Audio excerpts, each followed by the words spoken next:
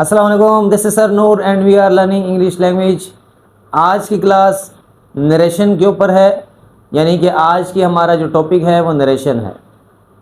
आइए क्लास की तरफ चलते हैं। नरेशन होता क्या है और हम इसको क्यों यूज़ करते हैं। सबसे पहले देखते हैं, there are two types of narration. Narration की दो इकसाम होती हैं। अब वो कौन सी होती हैं? सबसे पहली बात, डायरेक्ट स्पीच। डायरेक्ट स्पीच, अब डायरेक्ट स्पीच क्या होता है पहले ये समझते हैं। The exact words of the speaker are written inside quotation marks. Exact words. For example, ये नरेशन हम कहाँ काम कर रहा होता है। फॉर एग्जाम्पल, मेरी बात एक शख्स से हुई और उसका जो मैसेज है या उसकी जो बात है वो मैं आगे कन्वे कर रहा हूँ थर्ड पर्सन को। तो थर्ड पर्सन को कन्वे करने के लिए मेरे पास दो तरीके हैं इसके, जिसमें सबसे पहला तरीका क्या है? Direct narration. यानी कि फॉर एग्जाम्पल, मुझे किसी ने कहा, फॉर एग्जाम्पल असलम ने कहा, मुझे असलम ने कहा मैं आज मसरूफ़ हूँ। मुझे असलम ने कहा मैं आज मसरूफ़ हूँ। अब जो मैं कह रहा हूँ मुझे असलम ने कहा, तो ये मेरे अल्फाज है। मैं आज मसरूफ़ हूँ, ये उस शख्स के अल्फाज है जिसने मुझसे बात की। तो ये उसके एग्जैक्ट वर्ड्स हैं। तो ये जो एग्जैक्ट वर्ड्स हैं, इसको एज इट इज़ मैं अगर तीसरे बंदे को पहुंचा दूं कि असलम ने मुझसे कहा कि वो आज मसरूफ़ है, तो ये एग्जैक्ट वर्ड जैसे उसने कहा, उसके मुंह से जैसे अल्फाज अदा हुए वैसे ही वो वर्ड मैंने आगे थर्ड पर्सन को बता दिए। तो ये जो तरीका है इसको कहते हैं डायरेक्ट स्पीच। यही बात यहाँ पर कही जा रही है कि the exact word of the speaker are written inside quotation marks. इसकी पहचान क्या है रिटर्न फॉर्म के अंदर? कि ये कोटेशन मार्क्स इन्वर्टेड कॉमर्स के अंदर ये अल्फाज होते हैं। जैसे कि यहाँ एग्जाम्पल दिया गया है, इमरान सेड, इमरान ने कहा, आई एम बिजी, मैं मसरूफ़ हूँ। तो यहाँ इन्वर्टेड कॉमर्स आपको नज़र आ रहा है, जो कि आई एम बिजी के ऊपर लगा हुआ है। Inverted commas open and inverted commas close. तो यहाँ ये एक सेंटेंस इसके दरमियान मौजूद है। ये जो इन्वर्टेड कॉमर्स के अंदर जो वर्ड्स मौजूद है ये एग्जैक्ट वर्ड्स हैं किसके? स्पीकर के, जिसने मुझे बात बताई। सही। तो इसलिए ये जो तरीका है, इमरान सेड, इमरान ने कहा, आई एम बिजी, मैं मसरूफ़ हूँ। तो ये एग्जैक्ट वर्ड्स में जब थर्ड पर्सन को एज इट इज़ बताऊँगा तो ये जो मेथड होगा ये डायरेक्ट स्पीच का मेथड होगा। सही। अब डायरेक्ट स्पीच के अंदर जैसे हमने यहाँ मेंशन किया एग्जाम्पल में, इसके कुछ पार्ट्स हैं। अब वो पार्ट्स कौन से हैं ये भी समझना ज़रूरी है, क्योंकि इससे हमें पता चलेगा कि ये डायरेक्ट स्पीच है। आइए देखते हैं। सबसे पहला पार्ट है रिपोर्टिंग वर्ब होगा। रिपोर्टिंग वर्ब, ऊपर जो एग्जाम्पल दी थी इमरान सेड, तो इसके अंदर फॉर एग्जाम्पल इमरान की जगह हम ही लिख देते हैं, प्रोनाउन यूज़ कर लेते हैं। तो यहाँ ही सेड यहाँ पर क्या है? प्रोनाउन है, सॉरी रिपोर्टिंग वर्ब है। तो ये प्रोनाउन जो है ही है, जो कि इमरान के लिए हमने यूज़ किया है। ही सेड रिपोर्टिंग वर्ब है ये सिर्फ सेड आपको नज़र आ रहा है। This is the verb which is in past form, second form में आपको नज़र आ रही है। ही सेड, उसने कहा। सही। तो ये कहा पास्ट की उसको मेंशन करने के लिए हमने वर्ब की सेकेंड फॉर्म को यूज़ किया है। तो यहाँ पर ये रिपोर्टिंग वर्ब है। तो रिपोर्टिंग वर्ब जो है ये इसका एक पार्ट है किसका? डायरेक्ट स्पीच का। इसके बाद दूसरा पार्ट इसका क्या है? Reported speech. अब रिपोर्टेड स्पीच क्या है? रिपोर्टेड स्पीच क्या है? आई एम बिजी, जो इन्वर्टेड कॉमर्स के अंदर जो एग्जैक्ट वर्ड्स थे वो बेसिकली रिपोर्टेड स्पीच है। अब इसको रिपोर्टिंग कह रहे हैं, इसको रिपोर्टेड कह रहे हैं। रिपोर्टिंग प्रेजेंट को बिलोंग कर रहा है और रिपोर्टेड पास्ट को बिलोंग कर रहा है। अब जो उसने मुझे बात बताई उसको वक्त गुजर चुका है, लेकिन जैसे अल्फाज उसने कहे वैसे ही अल्फाज एग्जैक्ट वर्ड्स मैंने आगे बताए। तो यहाँ पर आई एम बिजी जो वर्ड है ये बेसिकली रिपोर्टेड स्पीच है, जो कि मुझे बताए गए थे। ठीक, इसलिए हम इसको रिपोर्टेड स्पीच, बाज़ औक़ात हम इसको रिपोर्टिंग वर्ब को रिपोर्टिंग स्पीच भी कहते हैं। रिपोर्टिंग स्पीच और रिपोर्टेड स्पीच ये दो पार्ट्स होते हैं डायरेक्ट स्पीच के अंदर। अब आते हैं इनडायरेक्ट, ये दूसरा नरेशन का दूसरा हिस्सा है। अब जो मैं बता रहा था कि दूसरा तरीका भी है, दो तरीके हैं। तो पहला तरीका हमने समझ लिया डायरेक्ट स्पीच का। अब दूसरा तरीका क्या है कि मैं एक शख्स की बात तीसरे शख्स तक पहुंचाऊं, कन्वे करूं। सही। तो इसका दूसरा तरीका ये है जिसको हम कहते हैं इनडायरेक्ट स्पीच। इनडायरेक्ट स्पीच में क्या कहते हैं? The speaker's words are reported without quotation marks, कि मैं उसके जो अल्फाज हैं ये इन्वर्टेड कॉमास के बगैर आगे बताऊंगा, यानी कि रिटर्न फॉर्म में जब हम इसको लिखेंगे तो इसमें इन्वर्टेड कॉमास नहीं होंगे और थोड़ी माइनर तब्दीली भी होगी। सही, अब वो तब्दीलियाँ हम आगे जाके देखेंगे कि क्या तब्दीलियाँ होंगी जब हम डायरेक्ट को इनडायरेक्ट स्पीच में चेंज करेंगे, वो तो बात की बात है। फिलहाल अब यहाँ समझते हैं कि इनडायरेक्ट स्पीच कैसे होती है। अब वही एग्जाम्पल उठाते हैं, Imran said I am busy. अब इसको हम चेंज कर रहे हैं, किस में? इनडायरेक्ट में। तो दूसरा तरीका अख्तियार कर रहे हैं, Imran said that he was busy. Imran said तक बात वही थी, वहाँ कॉमा लगा हुआ था, इमरान सेड के बाद यहाँ कॉमा रिमूव है। फिर यहाँ दैट का लफ्ज़ जिसको हम कनेक्टर कहते हैं ये यूज़ हुआ है, और फिर इसके बाद जो है आई जो है वो चेंज हो गया है according to the sentence, pronoun की सूरत में चेंज हो गया ही, और एम चेंज हो गया वॉज के अंदर, यानी कि प्रेजेंट चला गया पास्ट में, और बिजी एज इट इज़ आ गया। ठीक, he was busy, Imran said that he was busy.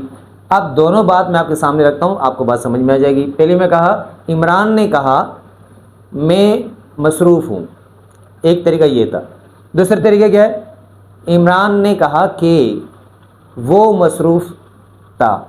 सही, तो यहाँ पर के वो मसरूफ़ था, तो यहाँ वो आएगा और यहाँ मैं आ रहा है। सही, तो ये एग्जैक्ट वर्ड्स हैं। जैसे मैं कहूँ कि मैं मसरूफ़ हूँ, तो ये मेरे अल्फाज अगर कोई दूसरे को बताएगा तो वो मेरे एग्जैक्ट वर्ड का यूज़ करेगा कि मैं मसरूफ़ हूँ, तो वो डायरेक्ट स्पीच वाला तरीकाकार हो जाएगा।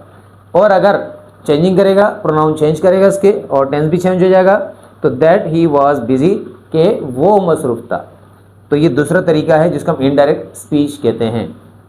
अच्छा, इनडायरेक्ट स्पीच के भी पार्ट्स हैं, इसको मैं समझते हैं ताकि हमें पता चले कि इनडायरेक्ट स्पीच कौन सी वाली है या डायरेक्ट कौन सी वाली है और इनडायरेक्ट कौन सी वाली है, तो इसमें डिफरेंस है।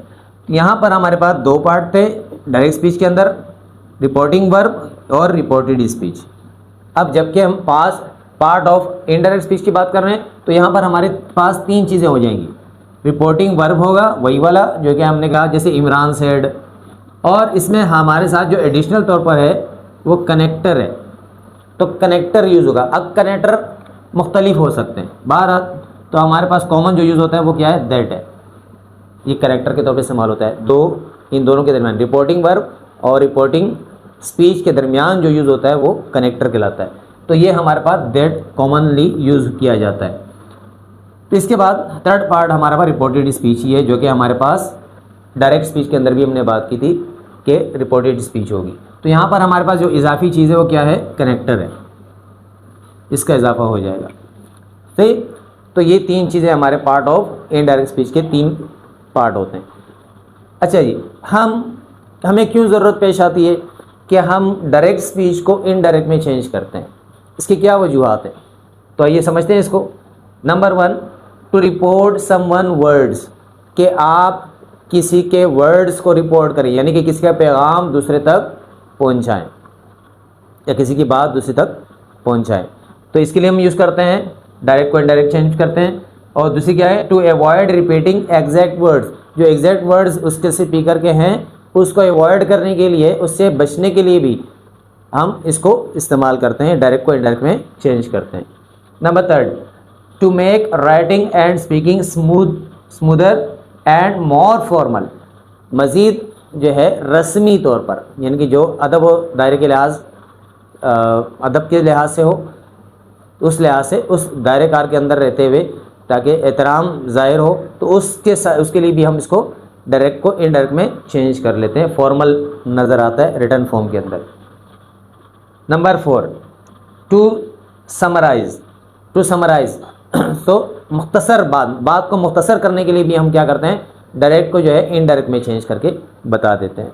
तो ये वजूहात है जिसके वजह से हम क्या करते हैं? डायरेक्ट नरेशन को हम इनडायरेक्ट नरेशन में चेंज कर रहे होते हैं। अब आते हैं कि किस तरीके से हम डायरेक्ट नरेशन को इनडायरेक्ट नरेशन में चेंज करते हैं। इसके कुछ रूल्स हैं, उस रूल्स को फॉलो करते हुए हम डायरेक्ट नरेशन को इनडायरेक्ट नरेशन में चेंज करेंगे। आइए देखते हैं वो रूल्स क्या है। सबसे पहला रूल क्या है हमारे पास? Remove comma and inverted commas. जब हम डायरेक्ट नरेशन को इनडायरेक्ट नरेशन में चेंज करेंगे तो कॉमा जहाँ लगा होगा, यानी कि रिपोर्टिंग स्पीच के बाद जो कॉमा लगता है, जैसे कि यहाँ एग्जाम्पल में मौजूद है ही सेड, तो यहाँ ये जो कॉमा है ये रिमूव हो जाएगा। इसके बाद इन्वर्टेड कॉमास की बात की गई, जो रिपोर्टेड स्पीच है जो इन्वर्टेड कॉमास के अंदर होती है तो इसके इन्वर्टेड कॉमास जो है वो रिमूव हो जाएंगे, जो कि ये दो कॉमे आपको नज़र आ रहे हैं ओपन और क्लोज वाले, तो ये रिमूव हो जाएंगे। किस तरीके से, इसके एग्जाम्पल देख लेते हैं। डायरेक्ट नरेशन में है he said I am happy, तो यहाँ सेड के बाद कॉमा नज़र आ रहा है आपको, और आई एम हैप्पी जो इन्वर्टेड कॉमास के अंदर नज़र आ रहा है, तो ये दोनों चीज़ें हम यहाँ रिमूव करेंगे। इनडायरेक्ट चेंज कर रहे हैं हम यहाँ पर, ही सेड, सेड के बाद कॉमा जो था वो रिमूव हो गया है, दैट कनेक्टर हमने लगा दिया है। फिर इसके बाद ही वॉज हैप्पी, तो ये ही वॉज हैप्पी, ये आई एम हैप्पी का जो है पास फॉर्म के अंदर हम लेके गए, क्योंकि ये प्रेजेंट सिंपल का जुमला है तो हम इसको पास सिंपल में लेके गए। तो इस सेंटेंस के अंदर जो है आपने देखा कि यहाँ पर कॉमा भी रिमूव हो चुका है और इन्वर्टेड कॉमास भी रिमूव हो चुके हैं। सेकंड हमारे पास जो इसका रूल है, use suitable connector, suitable connector हमने यूज़ करना होगा। एज यू नो दैट, जैसे कि मैंने अभी थोड़ी देर पहले कहा कि हमारे पास इनडायरेक्ट नरेशन के अंदर जो है 3 पार्ट्स होते हैं इनडायरेक्ट स्पीच के, जिससे हम रिपोर्टिंग वर्ब या रिपोर्टिंग स्पीच, और फिर साथ में कनेक्टर, और फिर साथ में रिपोर्टेड स्पीच, तो ये 3 चीज़ें होती हैं। तो ये बीच का जो कनेक्टर है हमारा, जो हम यूज़ करते हैं रिपोर्टिंग स्पीच और रिपोर्टेड स्पीच के दरमियान, तो वो हम सूटेबल यूज़ करेंगे। सूटेबल से मुराद जैसा जुमला होगा उसकी मुनासबत से हम वो यूज़ करेंगे, एक ही जो कनेक्टर है वो हम हर जगह यूज़ नहीं कर सकते। फॉर एग्जांपल अगर असर्टिव यानी कि अफर्मेटिव जुमले है, सादा जुमले है, तो उसके लिए हम दैट का लफ्ज़ इस्तेमाल करेंगे। अफर्मेटिव सेंटेंस है तो उसके लिए हम क्या इस्तेमाल करेंगे, दैट का लफ्ज़ इस्तेमाल करेंगे। सही।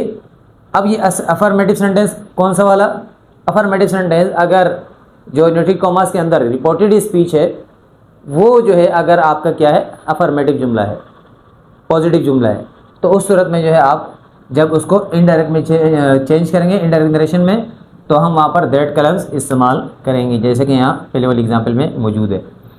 इसके बाद यस और नो के जो क्वेश्चंस होते हैं जिसको हम टैग क्वेश्चन कहते हैं, तो उसके लिए हम जो है जहाँ पर यस या नो कहना होता है या करना होता है, तो वहाँ पर जो है हम इफ़ का लफ्ज़ भी इस्तेमाल कर सकते हैं और वेदर का लफ्ज़ भी इस्तेमाल कर सकते हैं, जो कि कंडीशनल कलम अंदर हम जो यूज़ कर रहे होते थे।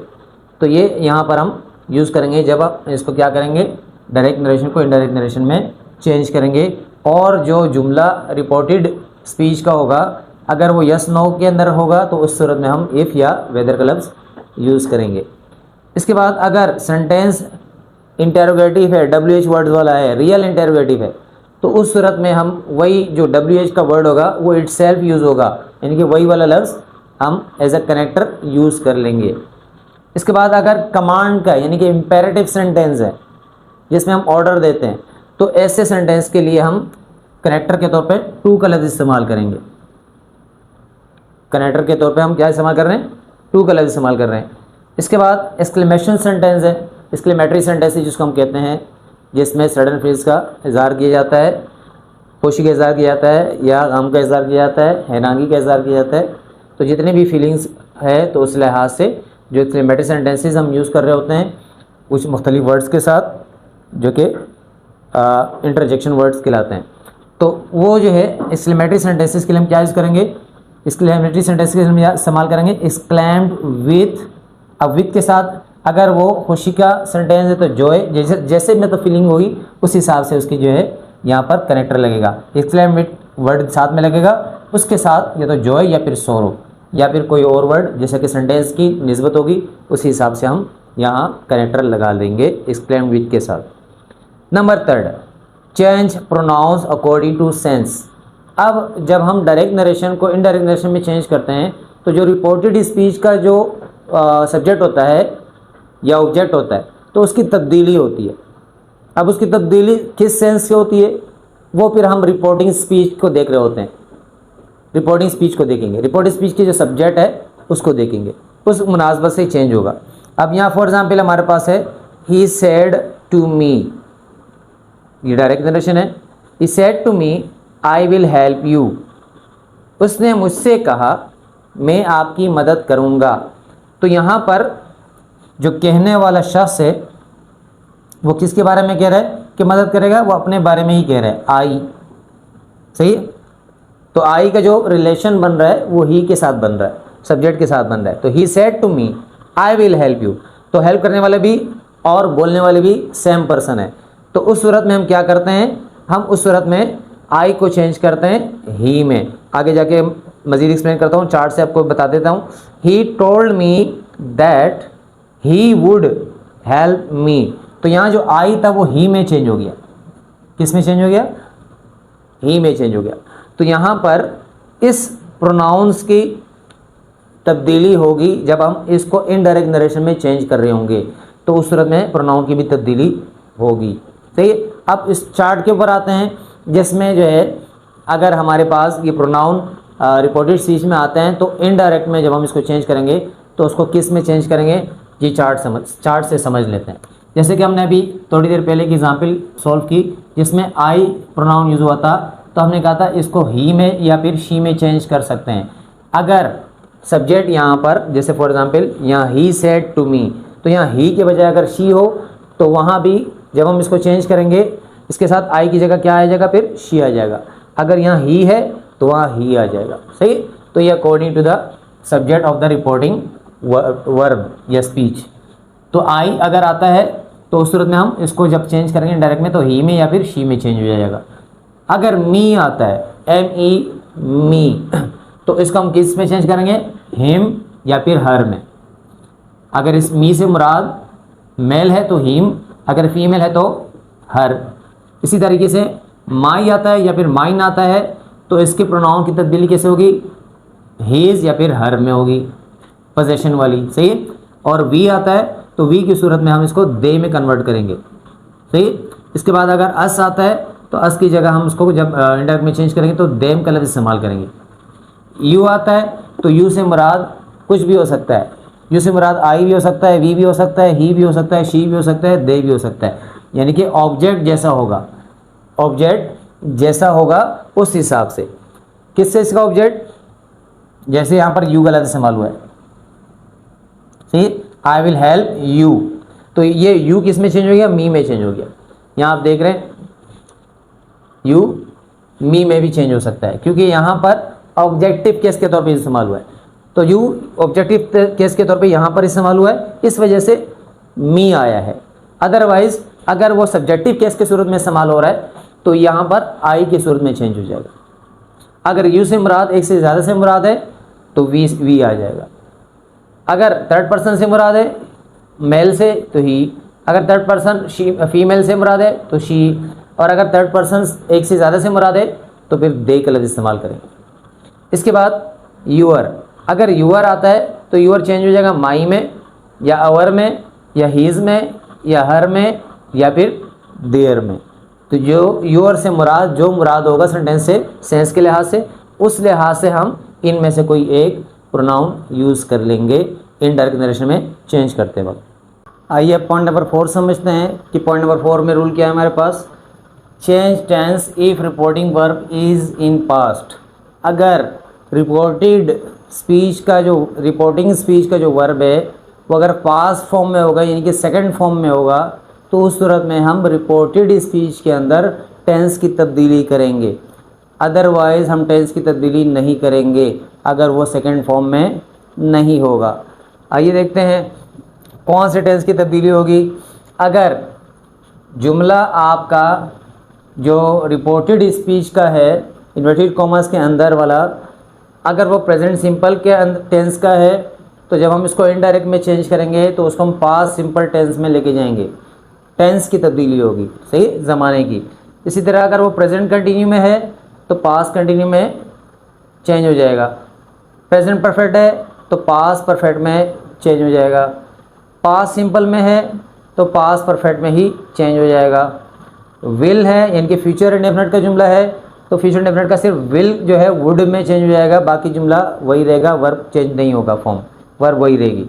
इसी तरह से कैन एबिलिटी वाला है, मॉडल वर्ब यूज़ हुआ है तो कैन का जो है कुड बन जाएगा। अगर मे का लफ्ज़ इस्तेमाल किया गया है तो माइट में चेंज हो जाएगा।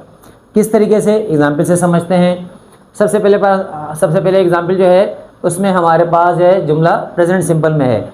जैसे हमने कहा कि अगर ये जो रिपोर्टिंग स्पीच है, रिपोर्टिंग स्पीच, इसका जो वर्ब है जो कि सेड है, ये अगर सेकंड फॉर्म में है, वर्ब की सेकंड फॉर्म है, तो उस सूरत में हम तब्दीली करेंगे, टेंस की तब्दीली करेंगे रिपोर्टेड स्पीच में।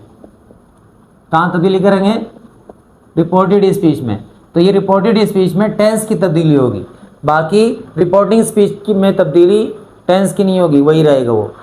For example, he said I work hard, तो ही सेड सेकंड फॉर्म है, से की सेकंड फॉर्म है, तो ये सेकंड फॉर्म के अंदर यूज हुआ है। तो इस वजह से हम रिपोर्टेड स्पीच में टेंस की तब्दीली करेंगे। जैसे ये आई वर्क हार्ड, ये प्रेजेंट सिंपल का जुमला है, इसको हम चेंज करेंगे पास्ट सिंपल में, जो कि रूल्स में हमने थोड़ी देर पहले बात की।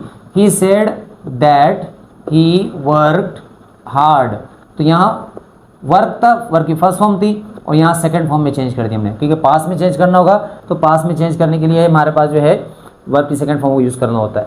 इसी तरीके से आई चेंज हो गया, किस में? ही में चेंज हो गया, जैसे कि हमने प्रोनाउन की तब्दीली का कहा था। तो ही वर्क हार्ड, तो ये चेंज हो गया पास्ट सिंपल में। इसी तरीके से डायरेक्ट नरेशन में अगर प्रेजेंट कंटिन्यू में है reported speech, I am working hard, तो ये रिपोर्टिंग स्पीच जो है, रिपोर्टेड स्पीच जो है वो क्या है? प्रेजेंट कंटिन्यू के अंदर है, तो हम इसको पास्ट कंटिन्यू में लेके जाएंगे। किस तरीके से? He said that he was working hard, तो यहाँ एम का लफ्ज़ इस्तेमाल होता है जो कि प्रेजेंट के बिलोंग कर रहा था, क्योंकि कंटिन्यू की बात हो रही है, तो यहाँ एम की जगह क्या आ जाएगा? वॉज, बाकी वही रहेगा। और प्रोनाउन की तब्दीली as you know that I change हो जाएगा ही के अंदर। Next, he said I have work hard, present perfect का जुमला है, तो प्रेजेंट परफेक्ट का जुमला पास्ट परफेक्ट में चेंज हो जाएगा। सही है, तो यहाँ हैव का लफ्ज़ इस्तेमाल हुआ है और ये चेंज हो जाएगा किसमें? हैड में। वर्ब की थर्ड फॉर्म दोनों के साथ लगी हुई है, तो ये टेंस की तब्दीली हो जाएगी। इसके बाद नेक्स्ट है he said I worked hard. इस सेंटेंस के अंदर सब्जेक्ट के बाद वर्ब की सेकंड फॉर्म हमें नज़र आ रही है, जो कि आइडेंटिफाई कर रहा है कि ये जो जुमला है ये पास्ट सिंपल का है। तो पास्ट सिंपल जो चेंज होता है वो पास्ट परफेक्ट में ही चेंज होता है। He said that he had work hard, तो ये हैड के साथ वर्ब की थर्ड फॉर्म लगा दी हमने, जो कि पास्ट परफेक्ट की आइडेंटिफिकेशन है। इसके बाद नेक्स्ट है he said I will work hard. जैसे कि मैंने कहा फ्यूचर इंडेफिनिट के जुमले के अंदर हम विल का लफ्ज़ इस्तेमाल करते हैं, तो यहाँ विल आपको नज़र आ रहा है, इससे पता चल रहा है कि ये फ्यूचर सिंपल का जुमला है। तो ये फ्यूचर सिंपल के जुमले को हम कैसे चेंज करते हैं? इस विल को, सिर्फ जो एक वर्ड है इसको हम चेंज करते हैं विल को वुड के अंदर, WOULD वुड। जैसे कि यहाँ he said that he would work hard, तो ये विल किस में चेंज हो गया? वुड में चेंज हो गया। नेक्स्ट है he said I can work hard. Can, यहाँ मॉडल वर्ब यूज हुआ है कैन, सही, तो इसकी तब्दील क्या होगी? कैन चेंज हो जाता है कुड में। He said that he could work hard, तो यहाँ कैन किस में चेंज हो गया? कुड में चेंज हो गया, टेंस की तब्दीली हो गई। इसी तरीके से अगर मे का लफ्ज़ इस्तेमाल हुआ, जैसे ही सेड आई मे वर्क हार्ड, आई मे वर्क हार्ड, में भी जो है मॉडल वर्ब है, तो मे जो अगर आता है तो उसमें जब हम इसको चेंज करेंगे इनडायरेक्ट नरेशन में, तो इनडायरेक्ट नरेशन में किस तरह से किससे होगा? He said that he might work hard, में किस में चेंज हो गया? माइट में जो है माइट में चेंज हो गया। He said that he might work hard, तो ये टेंस की तब्दीली हुई। ये तब्दीली कब होगी? इसके लिए शर्त है। क्या शर्त है? कि अगर रिपोर्टिंग स्पीच का जो वर्ब है, जैसे ही सेड, तो सेड सेकंड फॉर्म में अगर है तो उस सूरत में हम रिपोर्टेड स्पीच जो इन्वर्टेड कॉमास के अंदर होती है उसके टेंस की तब्दीली करेंगे, अदरवाइज नहीं करेंगे। आगे बढ़ते हैं। Rule number 5, no tense change in universal truth.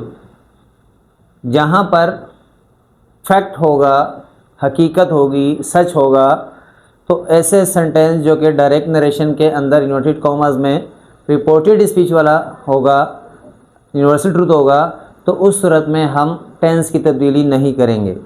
किस तरीके से? एग्जाम्पल से देखते हैं। टीचर सेड, टीचर ने कहा, the sun rises in the east. Inverted commas के अंदर जो आपको सेंटेंस नज़र आ रहा है, the sun rises in the east, सूरज मशरिक़ से तुलू होता है। तो यहाँ पर जो है ये सेंटेंस जो है वो यूनिवर्सल ट्रूथ है, यानी कि हकीकत पर मबनी बात है। तो इस किस्म की जो हकीकत पर मबनी बात होगी तो उसका टेंस चेंज नहीं होगा। सही। इसके एग्जाम्पल में जो है इनडायरेक्ट में इसको चेंज कर रहे हैं। Teacher said that the sun rises in the east. यहाँ पर राइजेज वर्ब की फर्स्ट फॉर्म के तौर पर यूज़ की गई थी और same as it is the sun rises in the east, वही जुमला एज इट इज़ हमने कॉपी किया है। तो यहाँ पर हम इसके टेंस के अंदर तब्दीली नहीं करेंगे। किस वजह से? क्योंकि इस सेंटेंस के अंदर यूनिवर्सल ट्रूथ बताया गया है, यानी कि ऐसा सच जो कि फैक्ट से ताल्लुक़ रखता है, हकीकत पर मबनी है। Number 6, change words showing nearness. ऐसे अल्फाज जो टाइम पीरियड मेंशन कर रहे होते हैं, टाइम वाले जो वर्ड्स होते हैं, तो फॉर एग्ज़ाम्पल नाउ, अब, तो ये टाइम को मेंशन कर रहा है, तो ये चेंज हो जाएगा देन में। डायरेक्ट में अगर नाउ में यूज़ हो रहा है तो इनडायरेक्ट में देन में आ जाएगा। फिर इस तरह से टुडे है, डायरेक्ट में यूज़ हो रहा है, तो फिर जब इनडायरेक्ट में चेंज करेंगे तो ये भी साथ में चेंज हो जाएगा दैट डे। टुमारो चेंज हो जाएगा the next day. Yesterday change होगा the previous day. Here change होगा देयर में। दिस चेंज होगा दैट में। दीज चेंज होगा दोज में। ठीक। तो नियर वाले जो वर्ड्स होंगे वो फार वर्ड में चेंज हो रहे हैं, जहाँ से आप देख रहे हैं, जो कि इनडायरेक्ट में चेंज हो रहे हैं। पॉइंट नंबर 7 के ऊपर आते हैं। पॉइंट नंबर 7 कहते हैं चेंज इंटरोगेटिव सेंटेंसेस प्रॉपरली। जो सवालिया जुमले हैं उसको प्रॉपर तरीके से जो है इनडायरेक्ट टेंस में चेंज किया जाए। अब हमारे पास as you know that simple interrogative sentences भी होते हैं और रियल इंटरोगेटिव सेंटेंसेस भी होते हैं। तो इसके हवाले से कहा जा रहा है कि यूज़ आस्क इंक्वायर्ड। ये जो दो अल्फाज हैं, अगर सवालिया जुमला है रिपोर्टेड स्पीच में, जनरेटेड कॉमास के अंदर सेंटेंस होता है, अगर वो सवालिया जुमला है तो उसके लिए जब हम इसको इनडायरेक्ट में चेंज करेंगे तो उसके लिए या तो आस्क का लफ्ज़ इस्तेमाल करेंगे या तो इंक्वायर्ड का लफ्ज़ इस्तेमाल करेंगे रिपोर्टिंग स्पीच में।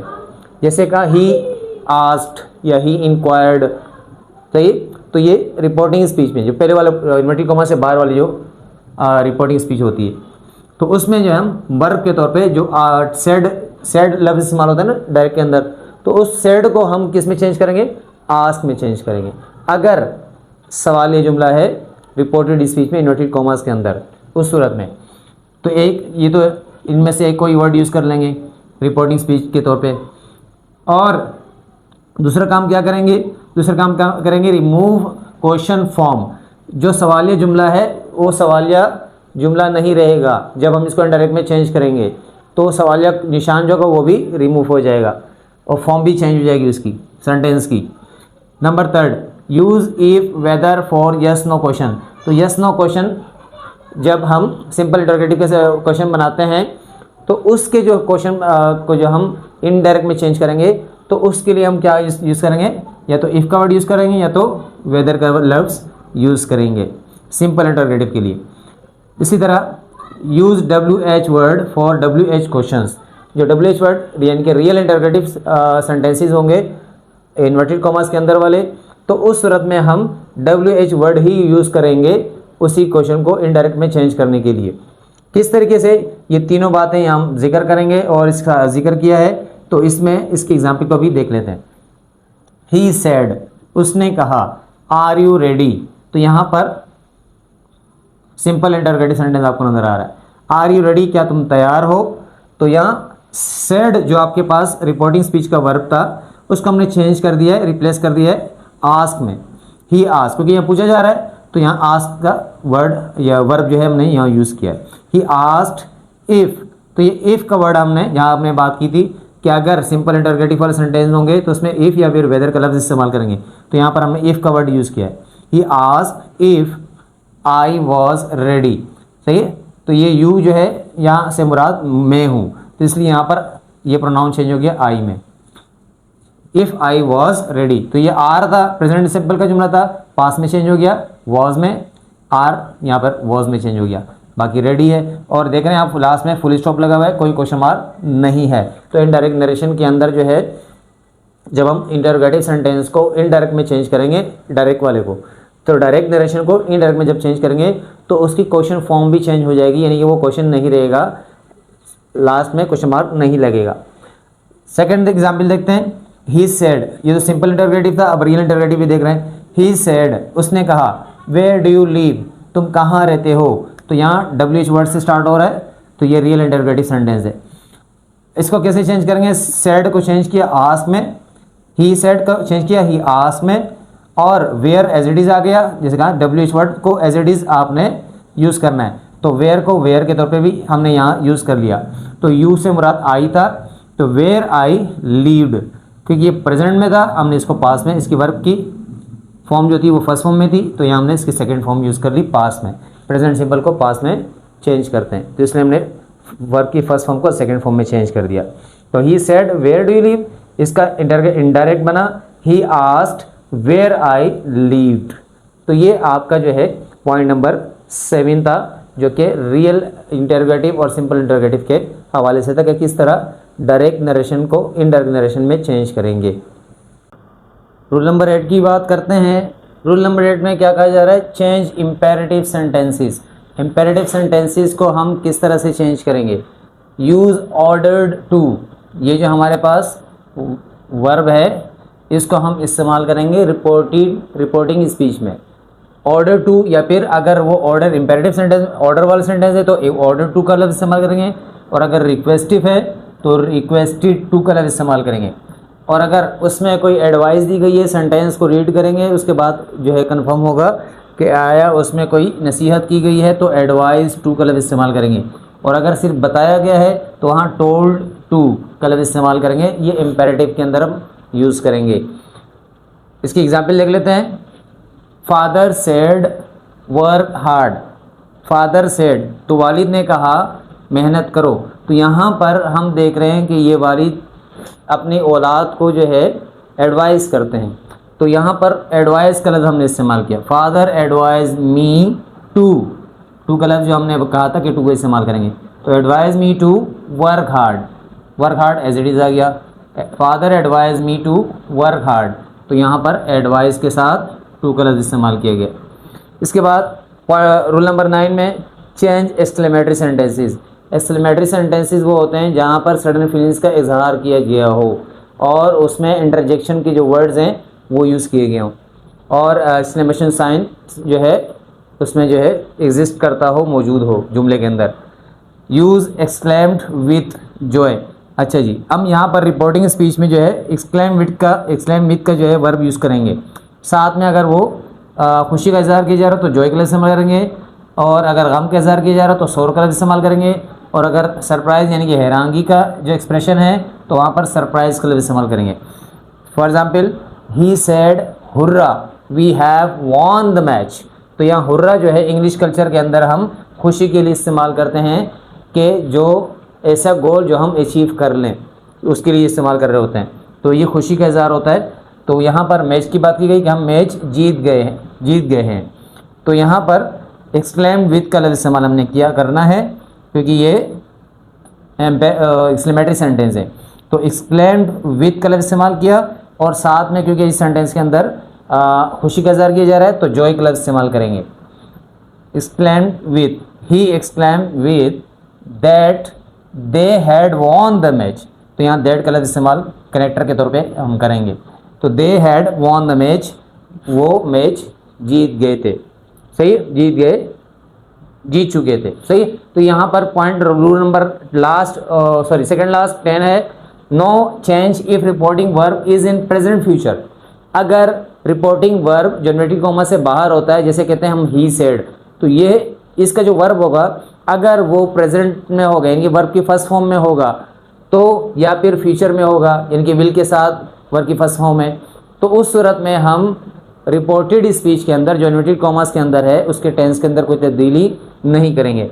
एग्जाम्पल को देख लेते हैं। ही सेज, तो यहाँ सेज वर्ब की फर्स्ट फॉर्म नज़र आ रही है हमें रिपोर्टिंग स्पीच की।